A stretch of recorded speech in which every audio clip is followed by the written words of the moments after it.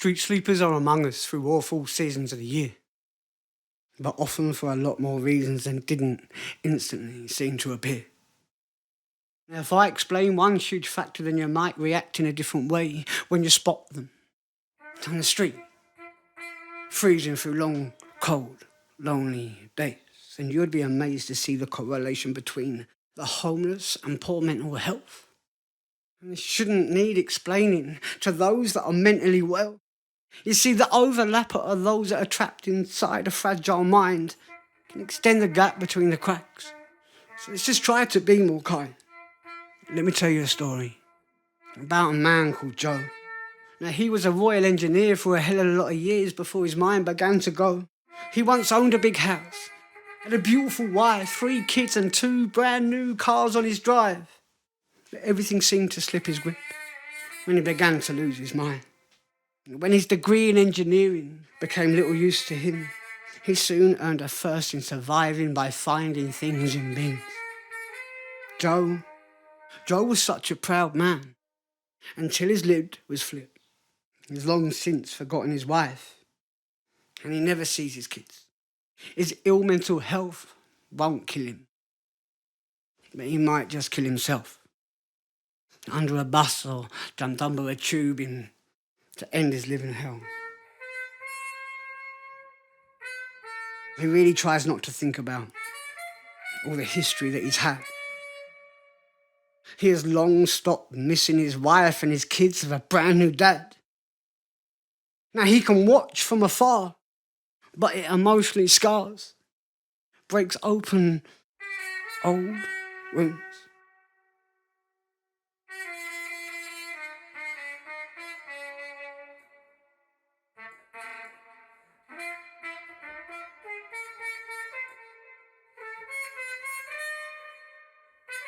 Heart torn apart, his life filled with field craft, a life he would much rather lose. Joey, he was a teetotal man and he had never touched a drug. But that much ended on the day that he forgot who to love and trust. Now his pride has all but crumbled. His mind is all but lost. Due to his mental illness. Loss is all he's got. No more Sundays on the beach, living with his wife and kids. No more dinner parties or summer Barbies since his life has hit the skids. No more holidays in the Costa del Sol. No more weekends in the Dales. By now, Joey looks really quite ill. All thin and gaunt and pale. Now, life under his tarp might be stark, but no matter how hard, it can't make a mark against the pain of waking each day in a daze, just to self-medicate the day away again. Seen as being crazed, old before old age takes away that shine from his eyes, until his will to survive dies. Days broken down into hours, minutes into milliseconds, his hidden heaven is split between trees, bushes and beaches. Time keeps creeping by, he's keeping his eyes peeled, his survival skills will keep him dry, fed and warm, but what for? Another day of compulsory loneliness. His only option is to keep walking, to stop the boredom, and not stop him walking forward, on toward and nowhere he spends his yesterday.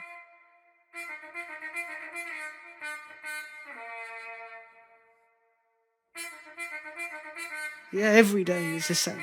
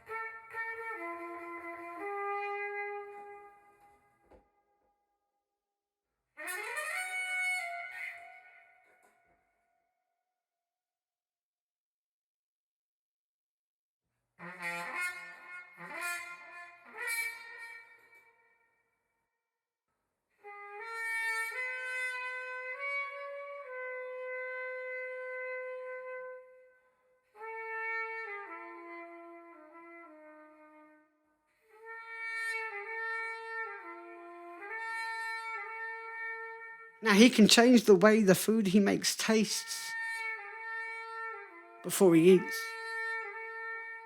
But this is no family feast. To eat with the kids that were once his. Now arthritis began claiming his hands as this infection has spread through his chest.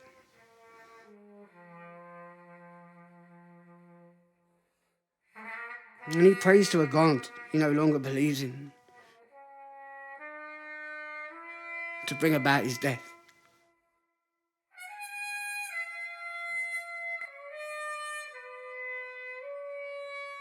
Now his courage had all but abandoned him by the day of his latest attack. He had nothing left for them to steal. So he stabbed him in the back. Joe had lost a lot of blood before the ambulance arrived. And in that street, all alone, an old soldier lost his life.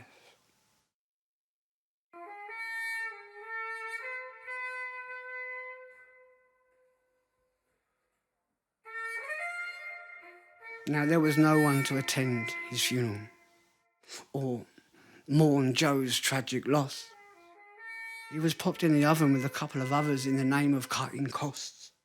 When the coroner cited unnatural causes and not that infection that spread through his chest, he said his death would have been a scary end as he fought but lost his breath. There is no such thing as naturally caused if we're talking about homeless deaths. So instead of judging what you see, why not try asking them instead? So here's the truth. We could all be but a few mistakes away from becoming just like Joe. All our kindness might have saved him. But now, I guess we never know.